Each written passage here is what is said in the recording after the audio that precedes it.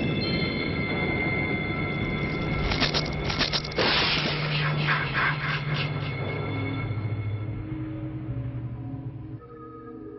we're the Huge Movie Fanatics doing Friday the 13th, Part 7, The New Blood. This one is my favorite of the Friday the 13th films. Without question, this is the one that I go to for...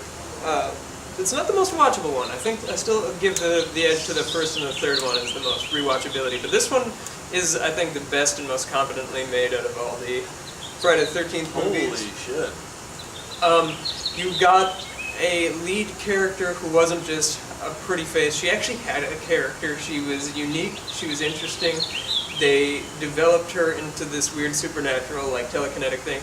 Somebody who was able to fight back.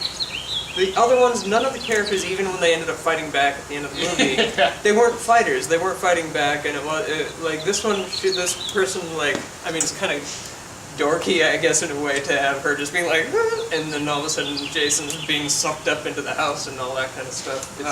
I don't know. It was kind of dumb, but it was just something about it. It was so cool. Yeah, this was an interesting movie. It was cool to see Jason meet his match, and I thought it was so cool to have it be a girl. Like, yeah, and this was awesome. It's a pro-woman Friday. Yeah, and I really dig that. And they have callbacks to some of the other ones. They have, I mean, they've repeated I don't think this one has we haven't mentioned how the kills have been repeated in some of the movies. Yeah. That's one of my biggest problems. This one sort of had unique kills. This one is the one where he beats the girl against the tree, right? Right. That was one of my favorites. And one of Kane's. This is the first movie with Kane Hodder as Jason, Kane which Hodder, I think in a lot of ways is the best Jason, I think. Well, I think that this is also Kane's best Jason, though. I think hands down. This is where he looks the best, except for maybe his brief glimpses in Jason Goes to Hell. I think this is Jason looking the best. Doesn't he look great? He looks great because he's still human zombie, but he isn't gooey yet, and he actually is Jason throughout the whole thing. And yeah. So anyway, this has a lot going for it. I really like the battle at the end between, and I like the visual homage to the lake, which you see in various ones of the movie, where the girl's in the lake and then she falls and Jason or Jason's mother attacks. Like, that happens. In this one, it's part of the story. Like, that's part of the interest in this one, right? Or am I imagining I don't that know wrong? what you're talking about. She's in the lake and she... Who is? The girl. Like, that's why they take her to Crystal Lake, right? I thought that was part of this. Well, I don't think this is. It's not. Oh wait, no, there is a sign that says Crystal. I don't know if it's supposed to be. No, her dad. Yeah, she killed her dad. Yeah. Accidentally with the telekinesis. And but they have But her childhood trauma revolves around that location. Yeah, exactly. Yeah, but they have the visual homage of the creature in the water trying to get it, whether it was Jason or Jason's mother, or in this case the father, and the father bringing Jason down at the end was kind of neat. And I liked it. This was a good solid Friday the 13th. Interesting. Probably doesn't deserve it, but I'm going to give it 3. This is the Friday the 13th movie for me. I mean, the end, it seems like it's 20 minutes long with the battle between her and him is just beyond epic, and it's just awesome. The only disappointing thing with it is when the mask breaks apart and he looks kind of goofy underneath. Like, I was just like, oh, they could have made him look creepier or something. He just looked kind of laughable. He looked like a Saturday morning cartoon come to life, I think, a little bit was probably my thing. The buck teeth, he looked like Bugs Bunny, just on acid. So, I mean, that's my only problem with it, because I think it's the best looking Jason otherwise. So, yeah, I'm going to pass it off. 3 stars here. I'd probably go 3, too. It's more like, I don't know, it's more like, we don't do them, but it's more like, I don't know, 2 and, 3/4. But I'll just go 3 because this is, along with Part 6, this is one of the first Jasons that I saw, because it was the newest one when I was getting into Friday the 13th. So this was one of the first ones that I saw, and I loved it. And this is the very beginning of the ridiculous, which has been parodied. The fact that Kane Hodder's like this, and then they'll cut to the victim who's like doing a sprint, and then back to Kane Hodder. I know, I hate that. That's the one thing I really just dislike about this movie. And it should also be mentioned that this is the very first one that Harry Manfredini, because of, I don't know, whatever reasons, did not. All he did was reused previous music, a lot of Part 6, but they also had a guy, Fred Mullen, I want to say, come in and do some And his loss is actually to the detriment of the movie. Like Oh gosh, yeah. Well, there's a lot of Manfredini cues, but yeah, there is. part They don't 8 feel like it. It still doesn't Yeah. feel right. Well, because it's he had funny no because they'll control put over like fantasy. 2 or cues together at the same time Yeah. over each other, and then he'll add his own little spin onto it with a little synthesizer, and Yeah. it's just really goofy. So you're right. I mean, the score, the Harry Manfredini being gone is a problem, but like I said, I guess I'll go 3 stars. 2 it may not. It's just like this.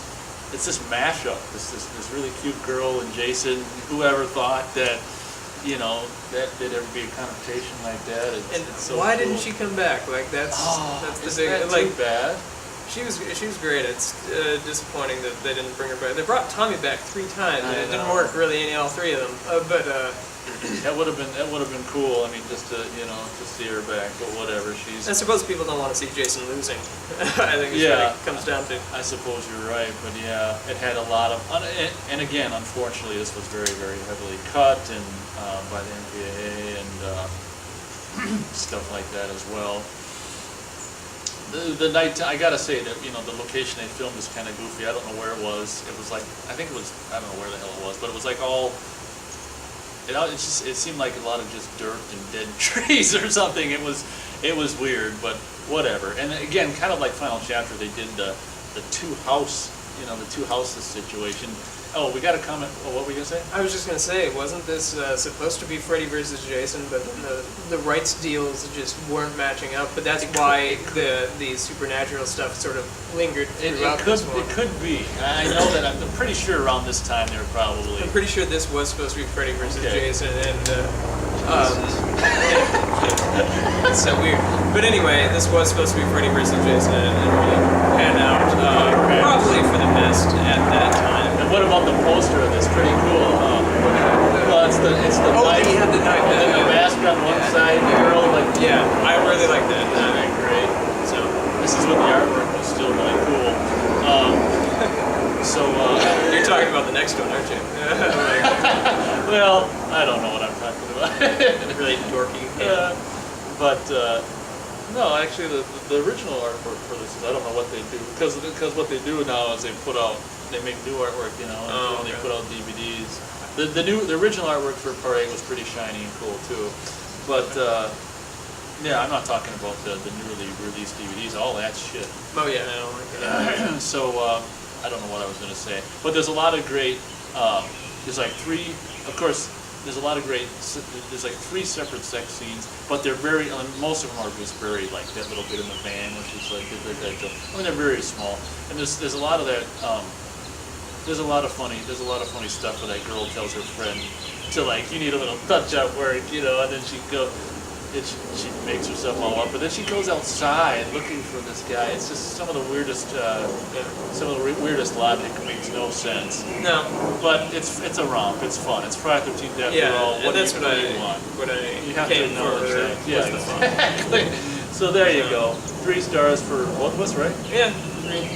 Sounds great. Friday 13th, Part 7. What is it? The New Blood. There you go. Thanks for watching.